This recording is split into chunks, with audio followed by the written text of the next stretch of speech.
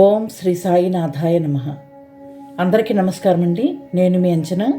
ఈరోజు శ్రీ షిరిడి సాయిబాబా గారి శ్రీ సాయి సచ్చరిత్రలోని చదివి వినిపించబోతున్నాను. ఓం శ్రీ సాయినాథాయ నమః. శ్రీ సాయి సచ్చరిత్రము 6వ అధ్యాయం. సాయిబాబా యొక్క అనుమతి, వాగ్దానము, ఉరుసు ఉత్సవము, చందనోత్సవము, ఉరుసు శ్రీరామనవమి ఉత్సవంగా మారిన వైనము, మసీదుకు మరమ్మతులు. సాయిబాబా యొక్క అనుమతి, వాగ్దానము. సంసారమును సాగరంలో జీవుడనడి ఓడను సద్గురుడే సరంగుయై నడుపునప్పుడు అది సులభముగాను సురక్షితముగాను గమ్యమును చేరును. సద్గురు అనగానే సాయిబాబా స్ఫురణకు వచ్చుచున్నారు. నా కండ్ల ఎదుట సాయిబాబా నిలిచి ఉన్నట్లు, నా నుదుట ఊది పెట్టుచున్నట్లు, నా శిరస్సుపై చేయి వేసి ఆశీర్వదించుచున్నట్లు పొడముచున్నది. నా మనస్సు సంతోషంతో నిండిపోయి కండ్ల నుండి ప్రేమ పొంగి పొరలుచున్నది. గురు హస్తస్పర్శ మహిమ అద్భుతమైంది. ప్రళయాగ్నిచే కూడా కాలనట్టి వాసనామయమైన సూక్ష్మ శరీరం గురు కరస్పర్శ తగులగనే భస్మమైపోవును. అనేక జన్మార్జిత పాప సంచయము పటాపంచలైపోవును. ఆధ్యాత్మిక సంబంధమైన విషయములు వినుటకై విసుగుపడి వారి వాక్కు కూడా నెమ్మది పొందను. శ్రీ సాయి సుందర రూపం కాంచుట తోడనే కంఠము ఆనందాతిరేకముతో గద్గదమగును. కన్నుల నుండి ఆనందాశ్రువులు పొంగి పొరలును. హృదయం భావోద్రేకముతో ఉక్కిరి బిక్కిరి అగును. నేనే తానను స్ఫురణను మేల్కొని ఆత్మ సాక్షాత్కారానందం కలిగించును. నేను నీవు అను భేదభావాన్ని తొలగించి బ్రహ్మైక్యానుభవమును సిద్ధింపచేయును. నేను వేద పురాణాది సద్గ్రంథములు చదువునప్పుడు నా సద్గురుమూర్తియే అడుగడుగునకు జ్ఞప్తికి వచ్చుచున్నను. నా సద్గురువైన శ్రీ సాయిబాబాయే శ్రీరాముడిగా శ్రీకృష్ణుడిగా నా ముందు నిలిచి తన లీలలను తామే వినిపింపచేసినట్లు తోచును. నేను భాగవత పారాయణకు పూనుకొనగానే శ్రీ సాయి ఆపాదమస్తకం కృష్ణుని వలె కనిపించును. భాగవతమో ఉద్దేవగీతమో తామే పాడుచున్నట్లుగా అనిపించును. ఎవరితో నేను సంభాషించినప్పుడు సాయిబాబా కథలే ఉదాహరణలుగా నిచ్చుటకు జ్ఞప్తికి వచ్చును. నాకై నేను ఏదైనా వ్రాయ తలపెట్టినచో ఒక మాట కానీ వాక్యము కానీ వ్రాయటకు రాదు. వారి ఆశీర్వాదం లభించిన వెంటనే రచనాధార అంతులేనట్లుగా సాగును. భక్తునిలో అహంకారం విజృంభించగానే బాబా దాన్ని అణచివేయును. తన శక్తితో వాని కోరికలను నెరవేర్చి సంతుష్టి చేసి ఆశీర్వదించును. సాయి పాదములకు సాష్టాంగ నమస్కారం చేసి సర్వస్వ శరణాగతి చేసిన వానికి ధర్మార్థ కామమోక్షములు కరతలామలములగును. భగవత్ సాన్నిధ్యమునకు పోవుటకు కర్మ, జ్ఞాన, యోగ, భక్తి మార్గములనడి 4 త్రోవలు కలవు. అన్నింటిలో భక్తి మార్గం కష్టమైంది. అది ముండ్లు గోతులతో నిండి ఉండును. సద్గురుని సహాయముతో ముళ్లను గోతులను తప్పించుకొని ముందుకు సాగినచో గమ్యస్థానం అవలేలగా చేరవచ్చును. ఈ సత్యమును దృఢముగా నమ్ముడని శ్రీ సాయిబాబా నొక్కి వక్కాణించేవారు. ఇప్పుడు హేమాడ్ పంత్ గారు శ్రీ సాయి సచ్చరిత్ర వ్రాయట కొరకు సాయిబాబా గారి వద్ద నుంచి అనుమతి, వాగ్దానం ఎలా తీసుకున్నారనేది ఈ పారాగ్రాఫ్లో మనకు అర్థమవుతుందండి. మనం ఈ సంసారం అనే సాగరాన్ని ఎలా జయించాలి అనుకున్నప్పుడు సాయిబాబా గారు ఒక ఓడను నడిపేటువంటి సరంగుయై మనల్ని నడిపిస్తారని అర్థం. అంతేకాకుండా ఏదైనా కష్టం వచ్చినప్పుడు నా కళ్ళెదుట సాయిబాబా గారు వచ్చి నిలిచి నా నుదుట విభూది పెట్టి నా శిరస్సుని ఆశీర్వదించి నన్ను ప్రోత్సహిస్తున్నట్లుగా నాకు ఎప్పుడు అనిపిస్తూ ఉంటుందని శ్రీ హేమాడ్ పంత్ గారు ఈ అధ్యాయంలో మనకి తెలియజేస్తున్నారు. ఆయన్ని చూసినప్పుడు ఆయన పొందినటువంటి ఆనందాన్ని మనకు వ్యక్తపరుస్తున్నారు. ఎలా అంటే మనస్సంతా ఆయనకి ఎంతో సంతోషంతో నిండిపోయి కళ్ళ నుండి ప్రేమ పొంగి పొరలిపోతూ ఉండేదట. గురు హస్తస్పర్శ అంటే ఆయన యొక్క చేతి స్పర్శ మహిమ చాలా అద్భుతంగా అనిపించేదట. ఎంతో గొప్ప అగ్నికి కూడా కాలనటువంటి శరీరము గురు హస్తస్పర్శ తగలగానే భస్మమైపోతుందట, అంటే బూడిదగా మారిపోతుందని ఆయన చెప్తున్నారు. అనేక జన్మార్జిత పాప సంచయం పటాపంచలైపోను, అంటే జన్మ జన్మల నుంచి మనం చేస్తున్నటువంటి ఈ పాపాలన్నీ నాశనమైపోతాయి. ఆయన మాటలు విన్నవారికి ఎంతో ప్రశాంతత, ఆనందం, సంతోషం కలుగుతాయి. ఆయన్ని చూసిన వెంటనే మనకు కంఠం ఆనందాతిరేకంతో గద్గదమగును, అంటే మనం మాట్లాడలేని స్థితికి, ఒక అద్భుతమైన ఉన్నత స్థితికి చేరుకుంటామని ఆయన చెప్తున్నారు. కన్నుల నుండి ఆనందాశ్రువులు పొంగి పొరలుతాయి. హృదయం ఎంతో భావోద్వేగానికి లోనవుతుందని చెప్తున్నారు. అలాగే ఆత్మ సాక్షాత్కారానందాన్ని కూడా కలిగిస్తుంది. నేను నీవు అనే భేదభావాన్ని తొలగించి బ్రహ్మైక్యానుభవాన్ని కూడా సిద్ధింపచేస్తుంది అని ఈ పారాగ్రాఫ్ ద్వారా మనకు హేమాడ్ పంత్ గారు తెలియజేస్తున్నారు. అలాగే మనం ఎవరినైతే భావించుకొని అక్కడికి వెళ్ళి చూస్తామో వారిని తన రూపంలో స్పష్టంగా మనకు కనిపించేలా చేసేవారు బాబా. శ్రీరాముడు భక్తులు ఎవరైనా సరే బాబా గారిని దర్శించుకున్నప్పుడు ఆయన ఒక శ్రీరాముడిగా కనిపించేవారు. కృష్ణ భక్తులు ఆయన్ని దర్శించుకోవటానికి వచ్చినప్పుడు ఒక కృష్ణుడిగా వాళ్ళకి దర్శనమిచ్చేవారు. అలాగే ఎవరినైతే భక్తితో కొలుస్తారో వాళ్ళందరినీ తన రూపంలోనే చూపించి అందరినీ ఆనందాతిశయాలకు గురి చేసేవాళ్ళు. ఇప్పుడు స్వయం సత్తాకమైన బ్రహ్మము, జగత్తును సృష్టించు నా బ్రహ్మము యొక్క శక్తి, సృష్టి అని ఈ మూడింటి కూర్చిన తత్వ విచారం చేసి వాస్తవానికి ఈ మూడును ఒకటే అని సిద్ధాంతీకరించి బాబా తన భక్తుల శ్రేయస్సుకై చేసిన అభయ ప్రధాన వాక్యాలు రచయిత ఈ కింద ఉదహరించుతున్నాడు. బాబా గారి వాక్కులు ఇప్పుడు చూద్దాం. నా భక్తుని ఇంటిలో అన్న వస్త్రములకు ఎప్పుడూ లోటు ఉండదు. అంటే ఆయన్ని నమ్ముకున్న వారికి ఎల్లప్పుడూ సంతోషాలు, సుఖ సంతోషాలు, అన్న వస్త్రాదుల కోసం ఎప్పుడు ఏ రోజు లోటు ఏర్పడదని తెలియజేస్తున్నాను. నా అందే మనస్సు నిలిపి భక్తి శ్రద్ధలతో మనఃపూర్వకముగా నన్నే ఆరాధించు వారి యోగక్షేమాలను నేను చూస్తాను. ఎవరైతే నా మీద పూర్తి విశ్వాసంతో ఉంటారో వారందరి యోగక్షేమాలు నేను ఎల్లప్పుడూ చూస్తాను అని వాగ్దానం చేస్తున్నారు. కావున వస్త్రాహారాల కొరకు ప్రయాసపడవద్దు.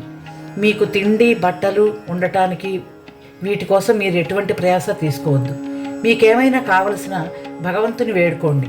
ప్రపంచంలోని కీర్తి ప్రతిష్టలకై పాకులాడటం మానుకోండి. దైవం యొక్క దర్బారులో మన్ననలు పొందుటకు, భగవంతుని కరుణా కటాక్షాలు సంపాదించడానికి మీరు ప్రయత్నించండి. ప్రపంచ గౌరవాన్ని అందుకునే భ్రమను విడవండి. మనస్సునందు ఇష్టదైవం యొక్క ఆకారమును నిలుపుము. మనస్సును భగవంతుని ఆరాధన కొరకే నియమించండి. ఇతరుల వైపు మనసు పోనివ్వవద్దు. ఎల్లప్పుడూ నన్నే జ్ఞప్తి అందించుకోనండి. మనసును దాన సముపార్జనం, దేహ పోషణ, గృహ సంరక్షణం మొదలగు విషయాల పట్ల సంచరించకుండా గట్టిగా నిలపండి. అప్పుడు అది నెమ్మది వహించి శాంతముగాను చింతారహితముగాను ఉండును. మనస్సు సరి అయిన సాంగత్యములో ఉన్నదనుటకు ఇదియే గుర్తు. చెంచల మనస్సునకు స్వాస్థ్యం చిక్కదు. చెంచల మనస్సు ఉండేవారికి మనశ్శాంతి ఎప్పటికీ లభించదు. బాబా మాటలు ఉదహరించిన పిమ్మట గ్రంథకర్త షిరిడీలో జరుగు శ్రీరామనవమి ఉత్సవాన్ని వర్ణించుటకు పూనుకున్నారు. సో బాబా గారి మాటలు, ఆయన ఏవైతే ఆ రోజు భక్తుల ముందు చెప్పిన మాటలు అయితే ఉన్నాయో అవన్నీ మనకు ఇక్కడ వివరించిన తదుపరి శ్రీరామనవమి ఉత్సవాన్ని అక్కడ ఎలా జరుపుకున్నారు, అదే రోజు ఉరుసు ఉత్సవాన్ని ఎలా జరుపుకున్నారు అనే విషయాన్ని ఇప్పుడు మనకి తెలియజేస్తారు. ఇప్పుడు ఉరుసు ఉత్సవాన్ని ఎలా బాబా గారి ముందు అనుమతి తీసుకున్నారనేది ఇప్పుడు చూద్దాం. కోపరగాంలో గోపాలరావు గుండ్ అనే అతడు పోలీస్ సర్కిల్ ఇన్స్పెక్టర్గా పనిచేస్తూ ఉండేవాడు. ఆయన బాబా గారికి గొప్ప భక్తుడు. అతనికి 3 భార్యలు ఉన్నప్పటికీ సంతానం అయితే కలగలేదు. తర్వాత శ్రీ సాయిబాబా గారి ఆశీర్వచనం వల్ల ఒక కుమారుడు పుట్టాడు. ఆ ఆనంద సమయంలో అతనికి షిరిడీలో ఉరుసు ఉత్సవం నిర్వహించవాలనే ఆలోచన కలిగింది. తన ఆలోచనను తాత్యా కోతే పాటిల్, దాదా కోతే పాటిల్, మాధవరావు దేశపాండే మిగతా మొదలైన భక్తులందరి సమక్షంలో దీన్ని ఉంచారనమాట. వారంతా దీనిని ఆమోదించారు, అంటే ఒప్పుకున్నారు. బాబా ఆశీర్వాదాన్ని, అనుమతిని పొందారు. ఇది 1897 సంవత్సరంలో జరిగింది. ఉరుసోత్సవం జరుపుకోవటానికి ఆ జిల్లా కలెక్టర్ అనుమతికై దరఖాస్తు పెట్టారు. గ్రామ కరణం దీనిపై ఏదో వ్యతిరేకంగా చెప్పినందుకు అనుమతి రాలేదు. కానీ బాబా ఆశీర్వదించి ఉండటం వలన మరలా ప్రయత్నించగా వెంటనే అనుమతి అయితే లభించింది. బాబా సలహాను అనుసరించి ఉరుసు ఉత్సవాన్ని శ్రీరామనవమి నాడు చేయుటకు నిశ్చయించారు. ఈ ఉరుసు ఉత్సవాన్ని శ్రీరామనవమి నాడు జరుపుకొనమనుటలో హిందూ మహమ్మదీయుల సమైక్యతాభావం బాబా ఉద్దేశ్యం అయి ఉండొచ్చు. భవిష్యత్ సంఘటనలను బట్టి చూడగా బాబా సంకల్పం నెరవేరినట్లు స్పష్టమగును. ఉత్సవం జరుపుటకు అనుమతి అయితే వచ్చింది, కానీ ఇతర అవాంతరాలు కొన్ని తలెత్తినవి. చిన్న గ్రామమైన షిరిడీలో నీటి ఎద్దడి అధికంగా ఉండేది. గ్రామం అంతటికి 2 నూతులు మాత్రమే ఉండేది. ఒక నూతి ఎండాకాలంలో ఎప్పుడూ ఎండిపోతూ ఉండేది. రెండవ దానిలోని నీళ్లు ఉప్పగా ఉండేవి. ఈ సమస్యను బాబాకు నివేదించారు. బాబా వెంటనే ఆ ఉప్పు నీటి బావిలో ఆశీర్వదించి పువ్వుల్ని వేశారు. ఆశ్చర్యకరంగా ఆ ఉప్పు నీరు మంచినీళ్లుగా మారిపోయినాయి. ఆ నీరు కూడా చాలకపోవడం చేత తాత్యా పాటిల్ దూరం నుండి మోటార్ల ద్వారా నీళ్లు తెప్పించారు. తాత్కాలికంగా అంగళ్ళు వెలసినవి. కుస్తీ పోటీల కొరకు ఏర్పాట్లు చేయబడినవి. గోపాలరావు గుండునికి ఒక మిత్రుడు కలడు. వాని పేరు దాము అన్నా కాసార్. అతనిది అహ్మద్ నగర్. అతనికి 2 భార్యలు ఉన్నప్పటికీ సంతానం లేకుండా అతనికి కూడా బాబా ఆశీర్వాదముచే పుత్ర సంతానం కలిగాను. ఉత్సవం కొరకు ఒక జెండా తయారు చేయవలనని గోపాలరావు అతనికి పురమాయించను. అట్లనే నానాసాహెబ్ నిమోన్కర్ను ఒక నగిషీ జెండా తెమ్మని కోరాను. ఈ 2 జెండాలను ఉత్సవంతో తీసుకొని పోయి మసీదుకు 2 మూలలందు నిలబెట్టింది. ఈ పద్ధతి ఇప్పటికే అవలంబించుతున్నారు. బాబా తాము నివసించిన ఆ మసీదును ద్వారకామాయి అని పిలిచేవారు. అక్కడ జరిగినటువంటి చందనోత్సవం గురించి తెలుసుకుందాం. సుమారు 5 ఏళ్ల తర్వాత ఈ ఉత్సవంతో పాటు ఇంకొక ఉత్సవం కూడా ప్రారంభించారు. అదేంటంటే కొరాలా గ్రామానికి చెందిన అమీర్ షక్కర్ దలాల్ అనే మహమ్మదీ భక్తుడు చందన ఉత్సవాన్ని ప్రారంభించాడు. ఈ ఉత్సవం గొప్ప మహమ్మదీ ఫకీర్ల గౌరవార్థం చేస్తారు. వెడల్పు పళ్ళెంలో చందనపు ముద్ద ఉంచి తలపై పెట్టుకొని సామ్రాణి ధూపములతో బాజా భజంత్రీలతో ఉత్సవం సాగిస్తారు. ఉత్సవం ఊరేగిన పిమ్మట మసీదుకు వచ్చి మసీదు గూటిలోను గోడలపైన ఆ చందనాన్ని చేతితో అద్దుతారు. మొదటి 3 సంవత్సరాలు ఈ ఉత్సవాన్ని అమీర్ షక్కర్ నిర్వహించారు.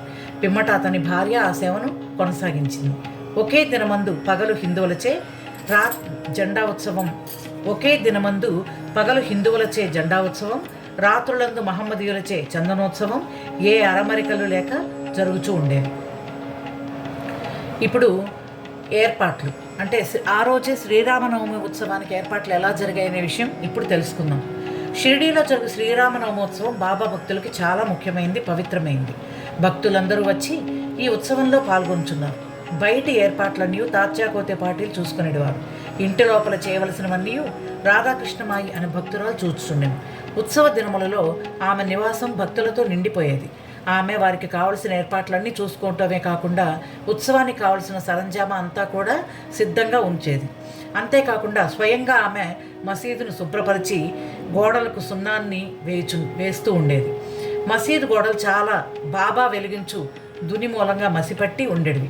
మండుచున్న దునితో సహా మసీదులోని వస్తువులన్నింటినీ తీసి బయటపెట్టి మసీదు గోడలను చక్కగా కడిగి వల్లివేస్తూ ఉండేది.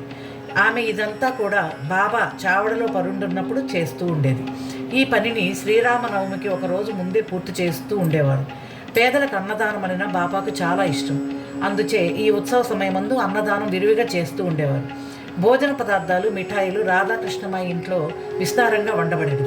అనేక మంది సంపన్నులైన సాయి భక్తులు స్వచ్ఛందంగా పూనుకొని ఈ సేవలో పాల్గొనుచుండేవారు. ఇప్పుడు ఉరుసు శ్రీరామనవమి ఉత్సవంగా మారిన వైనం చూద్దాం.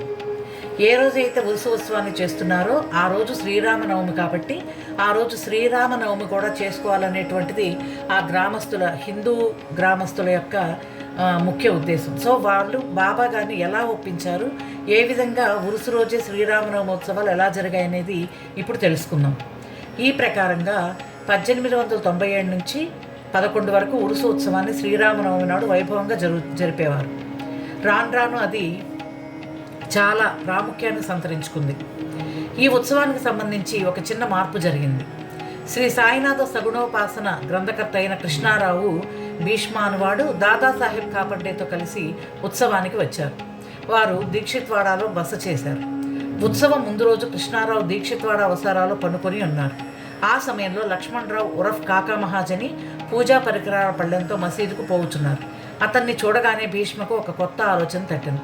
వెంటనే కాకా మహాజన్ని దగ్గరకు పిలిచి అతనితో ఉరుసు ఉత్సవాన్ని శ్రీరామనవమి నాడు చేయమన్నట్టులో భగవదుద్దేశం ఏదియో ఉండవచ్చును. శ్రీరామనవమి హిందువులకు చాలా ముఖ్యమైన పర్వదినం కనుక ఈ దినమందు రామ జన్మోత్సవం ఎలా జరపకూడదని అడిగారు. కాకా మహాజనికి ఆ ఆలోచన బాగా నచ్చింది. తన సంకల్పానికి బాబా అనుమతి సంపాదించుటకు సమాయత్తమయ్యారు. కానీ భగవత్ సంకీర్తన చేయుటకు అంత తక్కువ వ్యవధిలో హరిదాసును సంపాదించుటకు చాలా కష్టంగా ఉంది. ఈ సమస్య కూడా భీష్మగారే పరిష్కరించారు. ఎలా అంటే అతని వద్ద రామాఖ్యానమును శ్రీరాముని చరిత్ర సిద్ధంగా ఉండుట చేత అతడే దాన్ని సంకీర్తన చేయాలని పూనుకున్నారు. కాకా మహాజని హార్మోనియం వాయించుటకు తీర్మానించారు. చక్కెరతో కలిపిన సొంటిగుండ ప్రసాదాన్ని రాధాకృష్ణమాయి చేయుటకు ఏర్పాటైంది. ఈ విధంగా అందరూ కూడా ఒక్కొక్క పనిని నియమించుకొని బాబా గారి అనుమతి పొందటానికి మసీదుకు పోయారు. సర్వజ్ఞుడైన బాబా వాడాలో ఏమి జరుగుతున్నదని మహాజన్ని ప్రశ్నించారు. బాబా అడిగిన ప్రశ్నలోని అంతరార్థాన్ని మహాజని గ్రహించలేక ఏమీ జవాబు ఇవ్వక మౌనంగా ఉన్నారు. బాబా అదే ప్రశ్న భీష్మను అడిగారు. అతడు శ్రీరామనవమోత్సవం చేయవలనను తమ ఆలోచనను బాబాకు వివరించి అందులకు బాబా అనుమతినివ్వవలనని కోరాను.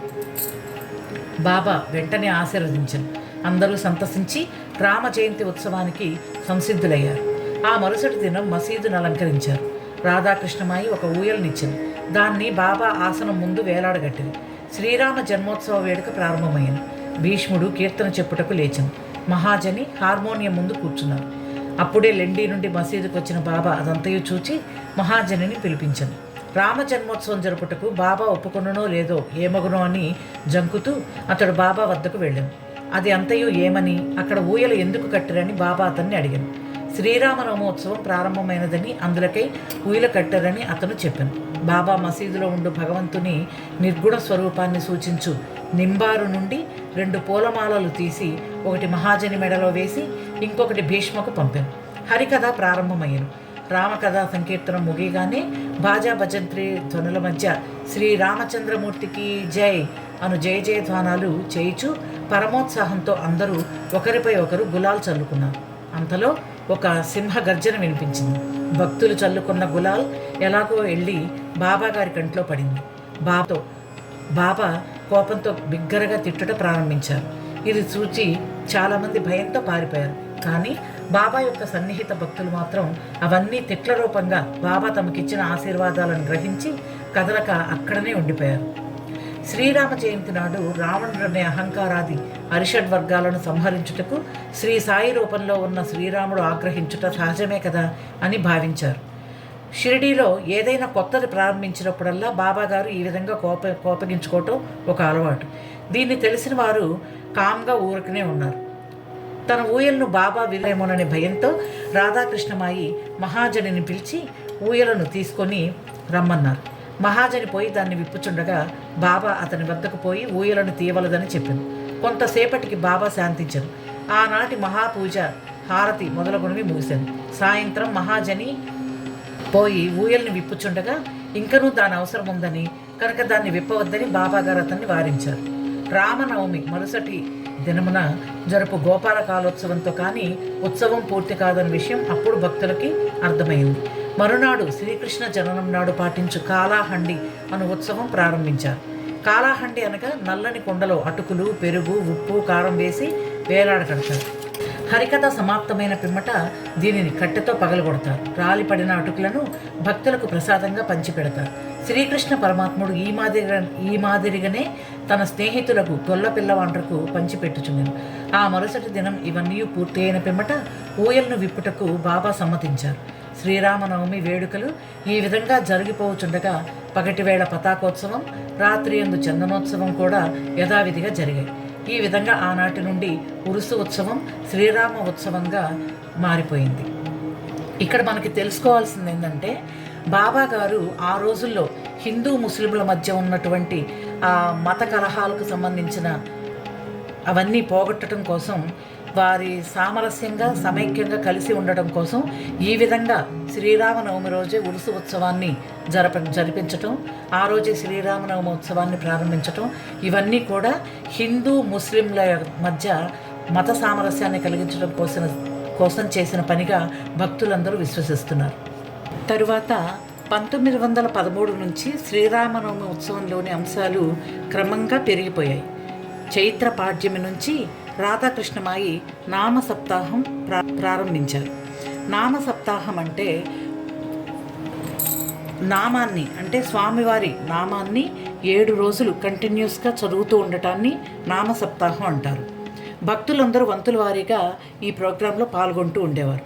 ఒక్కొక్కప్పుడు రాధాకృష్ణమాయి కూడా ఈ భజనల్లో పాలు పంచుకుంటూ ఉండేది. తర్వాత శ్రీరామనవమి ఉత్సవం దేశమంతటా విరివిగా జరుపుకుంటూ ఉండడం వలన హరిదాసులు దొరకటం చాలా కష్టంగా అనిపించేది. అలాంటి సమయంలో శ్రీరామనవమికి 5-6 రోజుల ముందు ఆధునిక తుకారాం అని పిలువబడే బాలాభువ మాలియన్ సంకీర్తనకారుడు కాకా మహాజన్ని యాదృచ్ఛికంగా వచ్చి కలిశారు. ఆయన్ను శ్రీరామనవమి నాడు సంకీర్తన చేయుట కొరకు మహాజని షిరిడీకి తీసుకుని వచ్చారు. ఆ మరుసటి సంవత్సరం కూడా అనగా 1914లో తన స్వగ్రామమైన సతారా జిల్లా బృహత్ సిద్ధకవటె గ్రామంలో ప్లేగు వ్యాధి ఉండట చేత బాలాబోస తర్కర్ సంకీర్తన కార్యక్రమాలు లేక ఖాళీగా ఉండెను. కాకాసాహెబ్ దీక్షిత్ ద్వారా బాబా అనుమతి పొంది అతడు షిరిడీ వచ్చి హరికథా సంకీర్తనాన్ని చేశారు. బాబా అతనికి తగినట్లుగా సత్కరించారు. 1914 సంవత్సరంలో ప్రతి సంవత్సరం శ్రీరామనవమి నాడు షిరిడీలో సంకీర్తన చేయు బాధ్యతను శ్రీ దాసగణు మహారాజుకు బాబా అప్పగించడం ద్వారా ప్రతి సంవత్సరం ఒక్కొక్క హరిదాసును వెతుక్కోవడం అనే సమస్య శాశ్వతంగా పరిష్కరించబడింది. 1912 నుండి ఈ ఉత్సవం రాను రాను వృద్ధి పొందుచుండెను. చైత్ర శుద్ధ అష్టమి మొదలు ద్వాదశి వరకు షిరిడి తేనె తుట్టి వలె ప్రజలతో కిటకిటలాడుతూ ఉండేది. అంగళ్ళ సంఖ్య పెరిగిపోయాయి, షాపులన్నీ పెరిగిపోయాయి. కుస్తీ పోటీల్లో పాల్గొనేటువంటి ప్రముఖ మల్లులు చాలామంది వచ్చి పాల్గొంటూ ఉండేవారు. పేదలకు అన్న సంతర్పణ చాలా విరివిగా జరుగుతూ ఉండేది. రాధాకృష్ణమాయి కృషి వల్ల షిరిడి ఒక సంస్థానంగా రూపొందింది. వివిధములైన హంగులు అలంకారాలు పెరిగినాయి. అలంకరింపబడిన గుర్రం, పల్లకి, రథము, పాత్రలు, వెండి సామాన్లు, బాల్టీలు, వంట పాత్రలు, పటాలు, నిలువుటద్దాలు మొదలైనవన్నీ బహూకరించేవారు. ఉత్సవానికి ఏనుగులు కూడా వచ్చేవి. ఇక్కడ ఇవన్నీ ఎంత హెచ్చించినప్పటికీ సాయిబాబా వీటిని ఏమాత్రం లక్ష్య పెట్టక యథాపూర్వం నిరాడంబరులై ఉండేవారు. ఈ ఉత్సవంలో గమనించవలసిన ముఖ్య విషయం ఏంటంటే హిందువులు, మహమ్మదీయులు ఎట్టి అరమరికలు, గొడవలు, సమస్యలు లేకుండా కలిసిమెలిసి ఉత్సవంలో పాలు పంచుకునేవారు. ఈనాటి వరకు ఎటువంటి మత కలహాలు షిరిడీలో తలెత్తలేదు. మొదట 5,000 మంది నుంచి 7,000 వరకు యాత్రికులు వచ్చేవారు. క్రమంగా ఆ సంఖ్య 75,000కు పెరిగింది. అంత పెద్ద సంఖ్యలో జనులు గుమిగూడినప్పటికీ ఎన్నడూ అంటువ్యాధులు కానీ అల్లర్లు కానీ సంభవించలేదు. మసీదుకు మరమ్మతులు నిర్వహించుట. గోపాలరావు గుండునకు ఇంకొక మంచి ఆలోచన తట్టింది. ఉరుసు ఉత్సవాన్ని ప్రారంభించిన విధముగానే మసీదును తగినట్లుగా తీర్చిదిద్దవలనని నిశ్చయించుకున్నారు. మసీదు మరమ్మతు చేయు నిమిత్తమై రాళ్లను తెప్పించి చెక్కించారు. కానీ ఈ పని బాబా అతనికి నియమించలేదు. నానాసాహెబ్ చాందోర్కర్కు ఆ సేవ లభించింది. రాళ్ల తాపన కార్యం కాకాసాహెబ్ దీక్షిత్కు నియోగించబడింది. మసీదుకు మరమ్మతులు చేయటం మొదట బాబా గారికి ఇష్టం లేకుండే. కానీ భక్తుడుకు మహల్సాపతి కల్పించుకొని ఎట్లాగో బాబా గారి అనుమతిని సాధించారు. బాబా చావడిలో పండుకున్న ఒక్క రాత్రిలో మసీదు నేలను చక్కని రాళ్లతో తాపన చేయుటకు ముగించారు. అప్పటి నుండి బాబా గోనెగుడ్డపై కూర్చుండట మాని చిన్న పరుపు మీద కూర్చునేవారు. గొప్ప వ్యయ ప్రయాసలతో 1911 సంవత్సరంలో సభా మండపం పూర్తి చేశారు. మసీదుకు ముందున్న జాగా చాలా చిన్నది, సౌకర్యంగా లేదు. కాకాసాహెబ్ దీక్షిత్ దాన్ని విశాలపరిచి పైకప్పు వేయదలిచారు. ఎంతో డబ్బు పెట్టి ఇనుప స్తంభాలు మొదలైనవి తెప్పించి ఆ పని ప్రారంభించారు. రాత్రంతయు శ్రమపడి స్తంభాలు నాటేవారు. మరుసటి దినం ప్రాతకాలముననే బాబా చావడి నుండి వచ్చి అదంతయు చూచి కోపంతో వానిని పీకి పారవేసేవారు. ఒకసారి బాబా మిక్కిలి కోపోద్దీపితుడై వాటిని ఇనుప స్తంభాన్ని ఒక చేతితో పెకలించుచు రెండవ చేతితో తాత్యా పాటిల్ పీకను పట్టుకున్నారు. తాత్యా తలపాగాను బలవంతంగా తీసి అగ్గిపుల్లతో నిప్పంటించారు. ఒక గోతిలో పారవేశారు. బాబా నేత్రములు నిప్పు కణముల వలె వెలుగుచున్నాయి. ఎవరికిని బాబా వైపు చూచుటకు కూడా ధైర్యం చాలకుండాను. అందరూ భయకంపితులయ్యారు. బాబా తన జేబులో నుంచి ₹1 తీసి అటువైపు విసిరేశారు. అది శుభ సమయమందు చేయు ఆహుతి వలె కనిపించింది. తాత్యా కూడా చాలా భయపడ్డారు. తాత్యాకి ఏమి జరుగుతుందో అని అక్కడ ఉన్నటువంటి మిగిలిన భక్తులందరూ కూడా ఎవ్వరూ కల్పించుకోకుండా కామ్గా ఉండిపోయారు. కల్పించుకొని బాబా పట్టు నుంచి తాత్యాను విడిపించుటకు ఎవ్వరికీ ధైర్యం చాలలేదు. ఇంతలో కుష్ఠిరోగియు బాబా భక్తుడు భాగోజీ సిందే కొంచెం ధైర్యం కూడగట్టుకొని ముందుకు పోగా బాబా వారిని ఒక పక్కకు తోసివేశారు. మాధవరావు సమీపించబోగా బాబా అతనిపై ఇటుకరాయి రువ్వారు. ఎంతమంది ఆ జోలికి పోదలిచారో అందరికీ ఒకే గతి పట్టింది. కానీ కొంతసేపటికి బాబా శాంతించారు.